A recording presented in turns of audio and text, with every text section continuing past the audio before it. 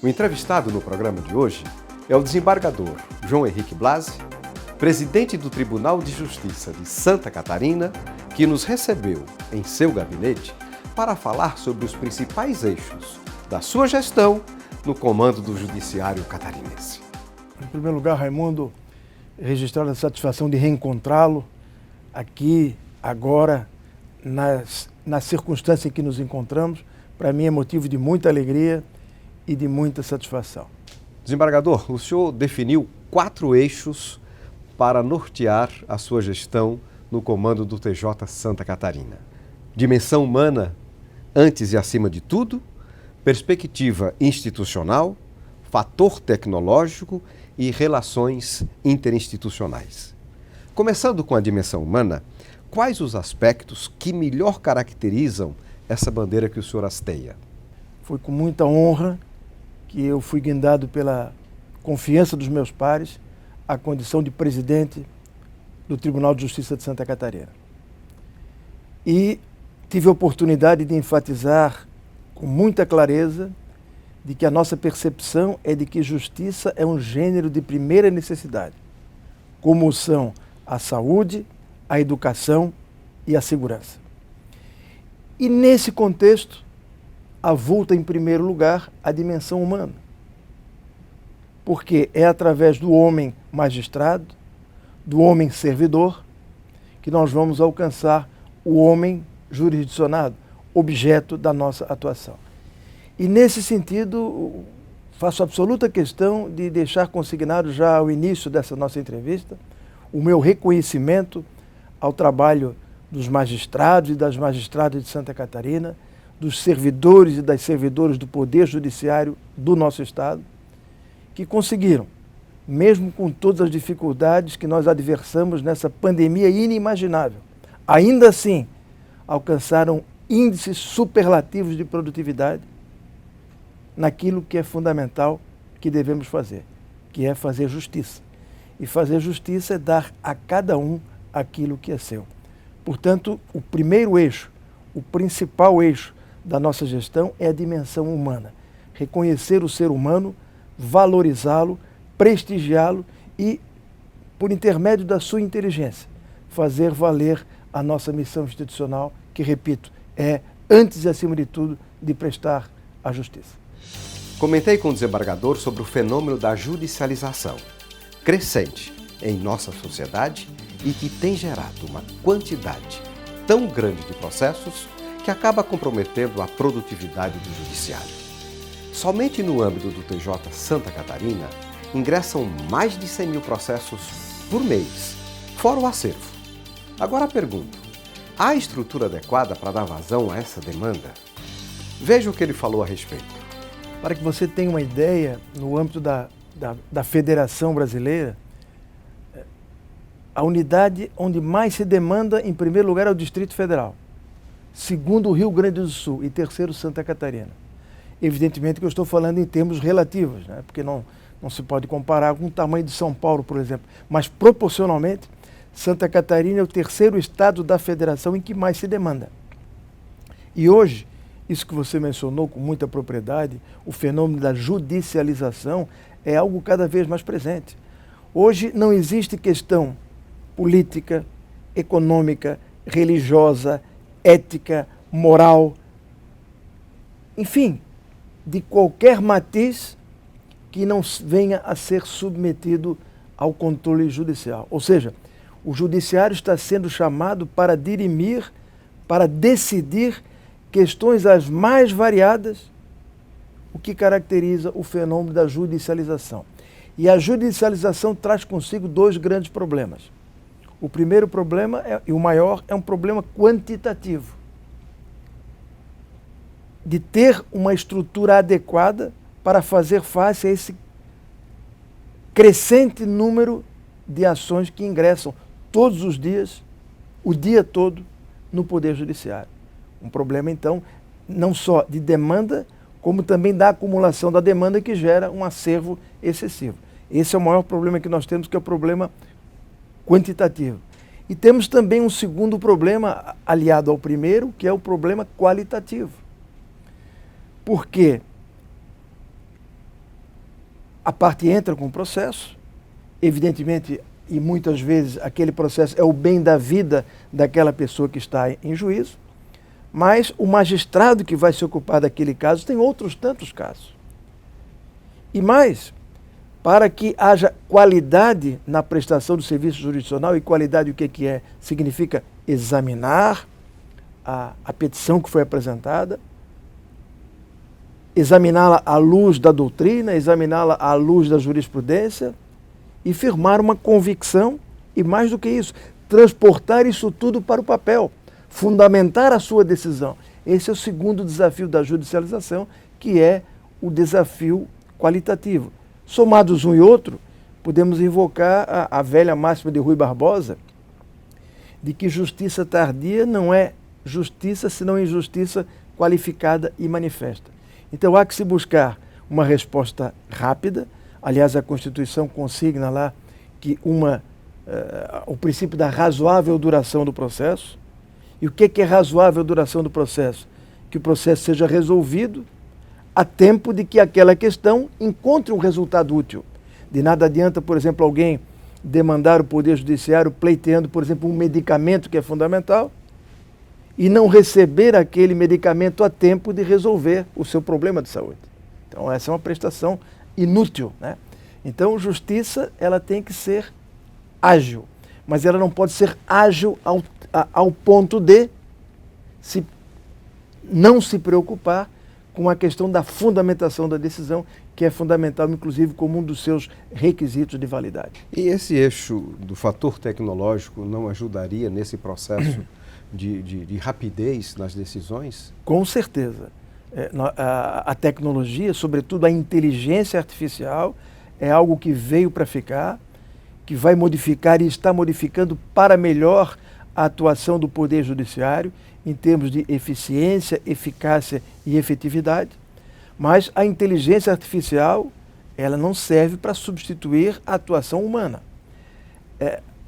Ela deve ser, e está sendo, e vai ser cada vez mais utilizada para as chamadas atividades redundantes. Por exemplo, equipamentos, robôs, como se chama, que no momento em que entra a petição para determinado desembargador ou determinado juiz, esse robô faz a leitura da petição, extrai o seu conteúdo e já conecta dentro do gabinete daquele desembargador ou daquele juiz, se for do primeiro grau, as decisões que já tem do gabinete do magistrado catalogadas a respeito daquela matéria. Então ele diz, olha, entrou essa ação, o assunto é X, aqui no gabinete temos a possibilidade de solução Y ou solução Z. E já vai pronto para o magistrado fazer a opção e fazer a devida adequação. Mas isso para casos redundantes, onde já há um entendimento firmado a respeito da matéria. Quando há uma questão artesanal que tem que ser formulada, aí nada, evidentemente, substitui a inteligência humana. Mas, com certeza, a tecnologia é fundamental e, inclusive, na pandemia, ela foi muito importante para nós, porque lá em março de 2020, quando surgiu essa, como eu digo, essa pandemia inimaginável, nós ficamos frente a frente com o seguinte dilema. Bom, a justiça não pode parar, a justiça é gênero de primeira necessidade, mas não pode haver o contato presencial. Como é que nós vamos funcionar? E as nossas audiências? E as sessões de julgamento do tribunal?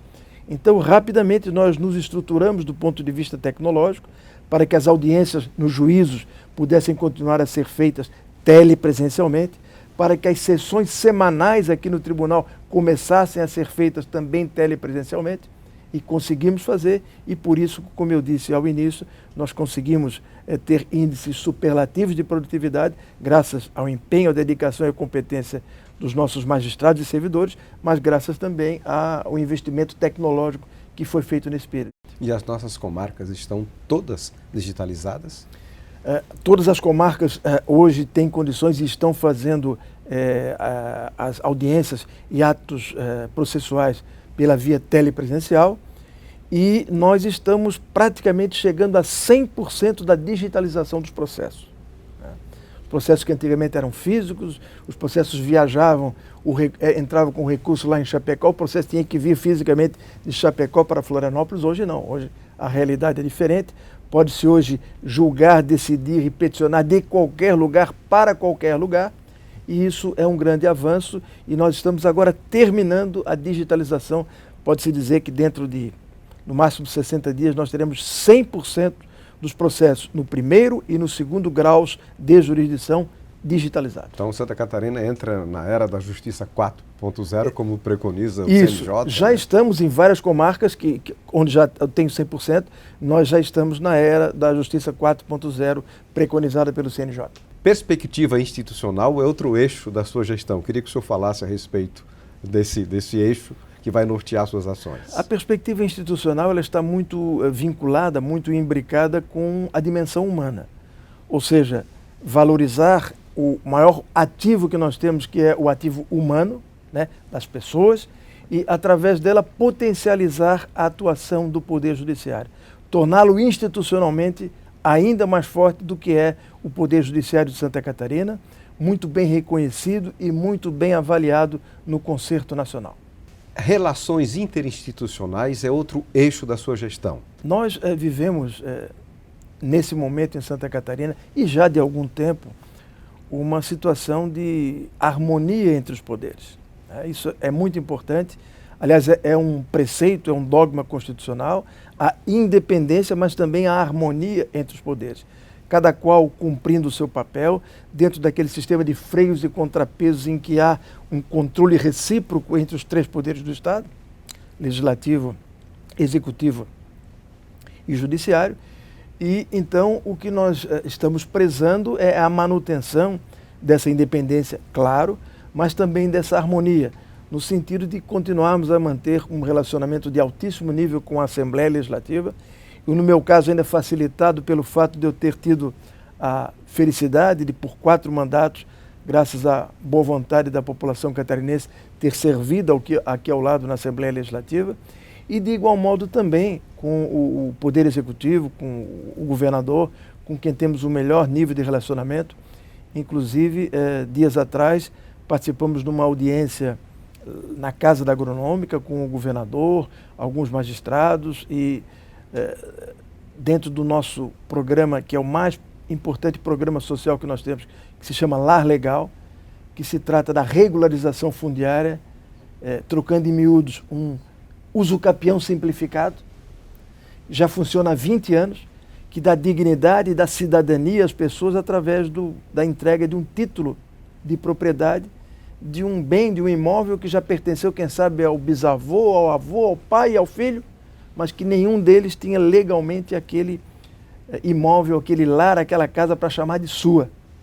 E ao fim desse processo, desse usucapião simplificado, digamos assim, eles recebem esse documento da cidadania e da dignidade. O programa Lar Legal, que realiza o sonho da casa própria, por meio da regularização das propriedades, já entregou escrituras públicas para mais de 24 mil famílias no estado e agora vai regularizar cerca de 20 mil imóveis no município da Palhoça. E nesta reunião com o governador, foi para que nós venhamos a abrir uma nova frente de trabalho aqui no município da Palhoça, na área da Pinheira. E por que a participação do Estado? Porque é uma área titulada, é uma área que pertence ao Estado de Santa Catarina, mas já está consolidada, está ocupada há mais de décadas e décadas por essas famílias. E a ideia é desenvolver também ali o programa Lar Legal, que vai ser, ao final, a maior entrega de títulos de cidadania, de títulos de propriedade, de todos os tempos em 20 anos do funcionamento do projeto Lar Legal. Eu gostaria de abordar também um outro programa nosso que tem um enfoque social muito importante. Se chama o programa Novos Caminhos. Significa o seguinte, aquelas crianças que, por uma circunstância de desajuste familiar, acabaram saindo do seio da sua família e ficaram abrigadas num asilo. Hoje é abrigo, né? E não houve a adoção. De repente já tinha uma idade mais avançada, sabe-se que a adoção preferencialmente se dá para crianças de mais tenra idade, então nesses casos normalmente não há adoção. E o abrigamento termina aos 18 anos. E aí o Estado se vê na seguinte situação, ou esse jovem é devolvido àquela família desajustada, se é que a família ainda, como conceito, família ainda existe, ou então ele é entregue à própria sorte. e aí a perspectiva de que esse jovem venha se desviar em termos de conduta é absolutamente factível. Então o programa Novos Caminhos surgiu numa parceria do Poder Judiciário, Associação dos Magistrados, Federação das Indústrias e outras entidades congêneres à Fiesc, que é o seguinte: dar encaminhamento profissional aos jovens que se encontram nessa situação, para que eles tenham uma perspectiva de vida, uma colocação, um emprego, um trabalho, e possam então ter ali uma perspectiva de um devido encaminhamento, um encaminhamento num rumo certo. E esse, portanto, é um outro programa que nós temos assim um carinho muitíssimo especial. E outro dia ainda eu conversava aqui com o presidente da Federação das Indústrias, o engenheiro Mário Aguiar, que veio me visitar, de nós potencializarmos o mais possível esse programa. E uma outra ideia também é, aí já no contexto do estabelecimentos prisionais do Estado, também desenvolver uma outra parceria que possa dar também o encaminhamento àqueles presos que já cumpriram pena, que se recuperaram e que têm a possibilidade e o direito de se reintegrarem ou se reinserirem na sociedade. Aí também parcerias com entidades do setor produtivo para que se possa dar um encaminhamento também às pessoas nessa situação. Para finalizar, perguntei ao desembargador João Henrique Blasi qual a opinião dele sobre a definição de um tema cuja definição tem gerado polêmicas: a liberdade de expressão. Bom, essa é uma questão momentosa. Há uma discussão entre dois valores. De um lado, o direito à liberdade de expressão e, de outro lado, o respeito à privacidade das pessoas. É preciso fazer uma ponderação entre esses dois valores para se chegar a uma solução adequada. Eu sou um ferrenho defensor da liberdade de expressão, mas também sou um ferrenho defensor de que aqueles que desbordarem ou se utilizarem indevidamente dessa liberdade venham a ser penalizados na forma da lei. E qual o limite da liberdade de expressão para uma atitude inconsequente e passível de uma punição? É um limite muito tênue que tem que ser, a meu sentir, verificado em cada caso.